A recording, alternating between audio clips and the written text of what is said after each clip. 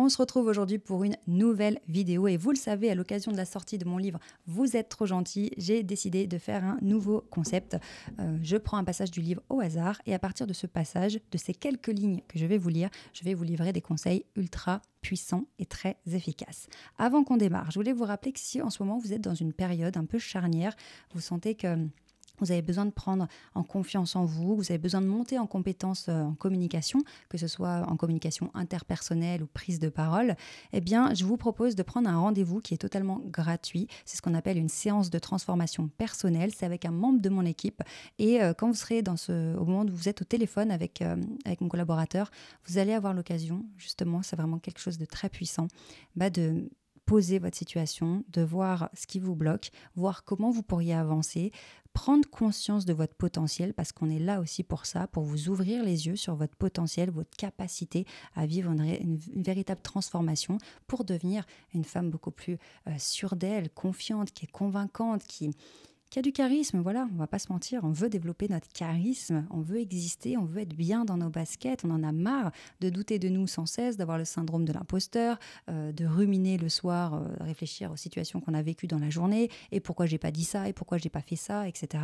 Donc, si vous savez que c'est maintenant, qu'à un moment donné, il faut avancer, que vous en avez marre de douter de vous et que vous avez besoin véritablement d'être beaucoup plus crédible, prenez cette séance, elle est offerte, c'est gratuit. Il vous suffit de cliquer sur le lien dans la description et vous prendrez votre rendez-vous avec un membre de mon équipe. Simplement en aparté, pourquoi c'est pas moi qui m'occupe de ces bilans gratuits, de ces rendez-vous, ces séances de transformation personnelle, parce que je suis très occupée avec les membres de la Ster Academy, mon accompagnement en ligne. Je m'occupe énormément de mes clientes, je m'investis à 1000%. Donc c'est pour ça que maintenant j'ai des collaborateurs qui s'occupent de ça, mais ils sont extrêmement compétents. Alors c'est parti, aujourd'hui on va donc lire un nouvel extrait. C'est parti, j'ouvre ça au pif. Alors attendez, parce que là on est sur une page d'exercice à chaque fois. Il y a tellement d'exercices que je tombe souvent dessus.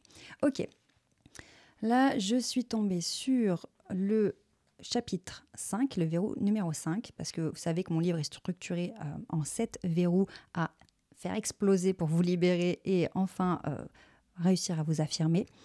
Donc là, on est dans la victimisation paralysante. Alors attention, juste avant, l'idée de la victimisation, arrêtez d'être dans la victimisation, ce n'est pas du tout pour vous faire culpabiliser, vous dire que vous vous comportez en victime, vous êtes vraiment nul. Pas du tout.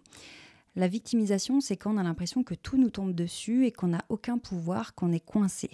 Et c'est très compliqué. J'étais moi-même bloquée dans la victimisation à l'époque où j'étais très malade, etc. Et parce que j'avais l'impression que... Enfin, je n'avais pas conscience que j'avais un pouvoir sur mon mental, sur mon esprit, sur mon corps. Et donc, j'avais l'impression que ma situation était désespérée. Et quand on voit des années plus tard maintenant, on voit que finalement, il y avait largement de quoi faire. Donc, c'est parti, je vous lis cet extrait. Les clés pour vous libérer du verrou de la victimisation. La première clé. Modifiez votre réaction. Lorsqu'une difficulté vous tombe dessus, vous pouvez avoir le réflexe de vous demander pourquoi cela vous arrive. C'est une bonne question, mais contre-productive à l'instant où vous êtes confronté à votre problème. C'est généralement bien plus tard que nous comprenons en quoi une difficulté a pu nous apporter du positif, que ce soit en termes de maturité, d'expérience ou de changement. Ainsi, au lieu de chercher à comprendre pourquoi vous subissez cette difficulté, commencez par vous demander comment vous pourriez faire pour avancer malgré tout. Le fait de passer de pourquoi une telle injustice à comment puis-je avancer transformera votre vie. Plus tard, des réponses arriveront et entre-temps, vous aurez parcouru un chemin qui vous rendra fier de vous. Alors, je m'arrête là, je n'ai même pas terminé la page, mais parce qu'il y a déjà tellement de choses à dire. Donc au passage, si vous voulez vous procurer votre exemplaire, il est disponible dans toutes les librairies, aussi sur Amazon. Et pour celles parmi vous qui l'ont déjà commandé, si vous voulez me laisser un commentaire Amazon, je vous en serai reconnaissante, mais vraiment infiniment, parce que vous savez que les commentaires Amazon pèsent beaucoup pour montrer que c'est un livre qui est intéressant. Alors, donc, je reprends cette idée de sortir de la victimisation et d'arrêter d'avoir l'impression qu'on est bloqué. C'est vrai que quand on est écrasé par une grosse difficulté, on peut avoir l'impression que voilà, c'est foutu, c'est fini, c'est fatal, et on ne voit aucune option pour s'en sortir. Qu'est-ce qui s'ajoute à ça? C'est l'état émotionnel dans lequel on se trouve. On sait que quand on est submergé par énormément de tristesse, de peur ou de colère, on n'arrive plus du tout à avoir une vision claire. Et c'est bien pour ça que c'est au moment où on en parle avec quelqu'un, qu'on verbalise, qu'on extériorise tout ce que l'on vit, qu'on arrive à avoir plus de clarté. Je suis sûre que ça vous est déjà arrivé. Vous discutez de votre problème avec une personne, ça vous permet de redescendre. Le fait d'expliquer votre problème vous oblige à, à réfléchir et donc à sortir de l'émotionnel pour structurer votre pensée et donc basculer dans quelque chose d'analytique. D'accord ? On va sortir du cerveau limbique, donc la partie du cerveau qui s'occupe des émotions, où on est submergé par nos émotions, on a l'impression que c'est la fin du monde, qu'on ne pourra jamais rien faire, qu'on est bloqué, etc. Et parce qu'on veut l'expliquer à quelqu'un, il faut bien structurer notre pensée, eh bien, ça nous oblige à faire cet exercice de structuration, de réflexion, et donc on bascule inconsciemment dans la partie du cerveau qui est devant, le cortex préfrontal, là vraiment où c'est le siège de la réflexion, on est dans l'intellectuel. Et donc je suis sûre que ça vous est déjà arrivé quand vous discutez de votre problème avec quelqu'un, eh bien finalement au bout de quelques minutes, vous vous sentez déjà mieux parce que vous avez posé les choses. En expliquant votre problème, finalement, vous avez ramené ça à quelque chose de plus analytique et moins émotionnel. Et donc, ça vous a permis de prendre du recul et à travers ce recul, voir qu'il y a des options, d'autres possibilités, qu'il y a des choses qui vont arriver derrière et que finalement, ce n'est pas cet état, en tout cas émotionnel, qui vous submerge, n'est pas définitif et que ça va changer, ça va bouger.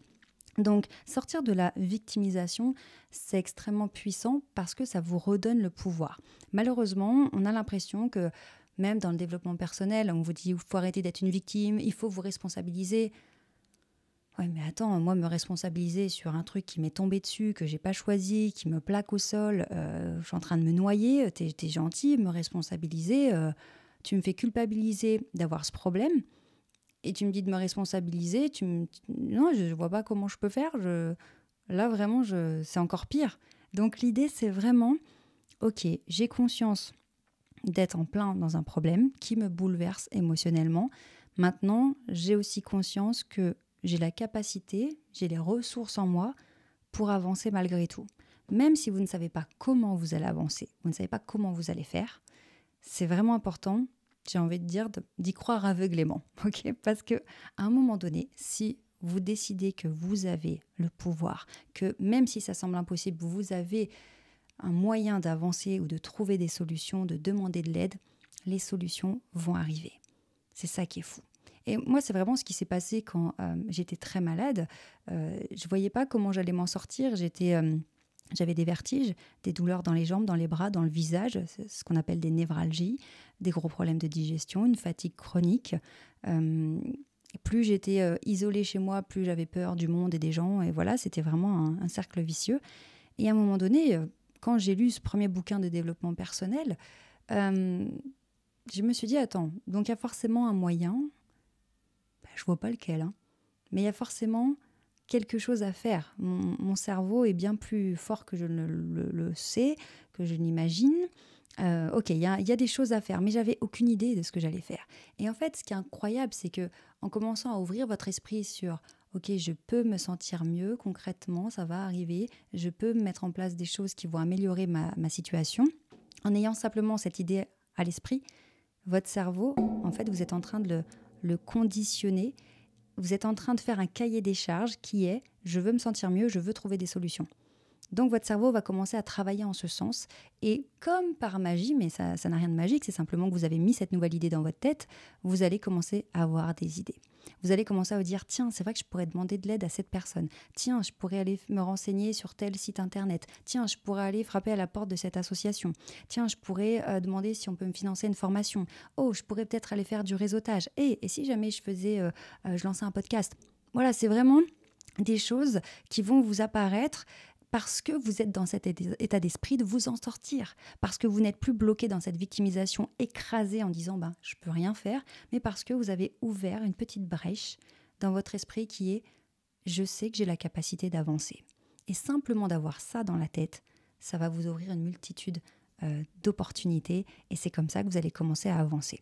Un autre piège aussi que je voulais vous partager, c'est qu'on a toujours envie de savoir exactement comment ça va se passer, quelles vont être les étapes et on veut un chemin déjà avant d'y aller. On veut avoir toutes les étapes, on veut dire voilà le plan, ça va se passer comme ceci, comme cela, après tu vas faire ça, après ça va te permettre d'avoir ça. Mais sauf que la vie, c'est pas comme ça. La vie, c'est l'inconnu. C'est on tente quelque chose, on voit ce que ça donne et en fonction du résultat, on continue ou on prend un virage ou on change complètement de cap. Et donc, c'est cette capacité aussi à se dire que, ok, j'ai le pouvoir en moi de changer les choses et je vais voir ce qui va se passer. C'est ça aussi, le lâcher-prise. Parce que souvent, on a l'impression que le lâcher-prise, c'est tu lâches prise, c'est pas grave, ça ne doit pas t'atteindre, comme si quelque part on devait se blinder ou être complètement inconscient. Mais c'est pas du tout ça. Le lâcher-prise, c'est être totalement consciente de ce qui se passe, essayer des choses et se dire que on va voir ce qu'on récolte. On plante une graine et on fait le maximum, on l'arrose, on met du soleil, on voit ce que ça donne et en fonction de ce que ça donne, on prend d'autres décisions.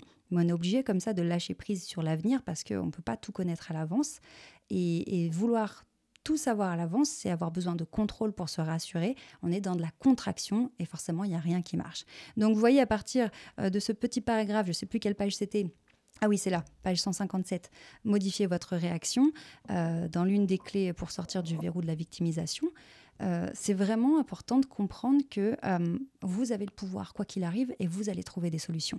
À partir du moment où vous êtes convaincu que vous allez trouver des solutions, je peux vous assurer qu'elles vont apparaître. On a l'impression que c'est magique, mais c'est simplement un conditionnement de votre esprit, de votre mental, à chercher des solutions autour de vous.